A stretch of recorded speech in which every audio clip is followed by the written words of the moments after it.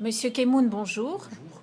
Pourriez-vous nous parler de Napoléon, un personnage célèbre qui a été beaucoup étudié par les homéopathes?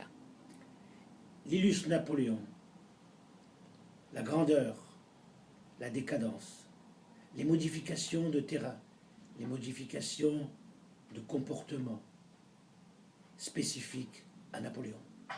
D'abord, ce fut Napoléon intelligent, Napoléon hypersensible, Napoléon protecteur pour les personnes qu'il aime bien.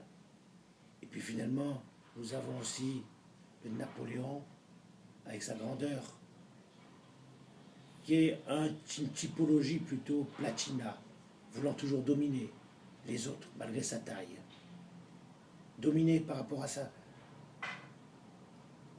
il ne voulait même pas s'asseoir sur une chaise même niveau que les personnes qui l'entouraient. Il choisissait la chaise la plus haute. Il préférait rester debout, même en mangeant. C'est ainsi qu'il voulait finalement faire tout rapidement, aussi bien sur le plan sexuel que lorsqu'il est sur un champ de bataille. Il mangeait debout. Malheureusement, il dormait très peu. Et malheureusement, son état de santé va en prendre un coup. Des douleurs abdominales qui ressemblent un petit peu à des douleurs et un comportement d'un un agité de type argentum nitricum. Et ce sujet va de plus en plus être pollué par son rythme de vie, par son mode alimentaire. C'est ainsi que, malheureusement, il va se détruire.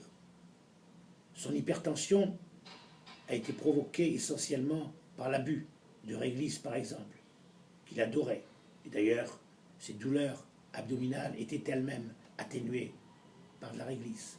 D'ailleurs, souvent, sur des tableaux représentés par Napoléon, on le représente soit sur un cheval où il paraît plus grand, ou simplement avec la main sur son abdomen pour calmer les douleurs, les l'acidité, l'hyperacidité. Alors finalement, on a un comportement complètement différent. On pense à une intoxication d'ailleurs, les derniers temps de sa vie, par l'arsenic. Et on a à ce moment-là un comportement de type arsenicum album. Et puis finalement, ce grand platina, ce grand argentum nitricum, cet agité, va s'enliser dans un mode ulcératif de type au rhum, hypertendu et presque à la limite du suicide.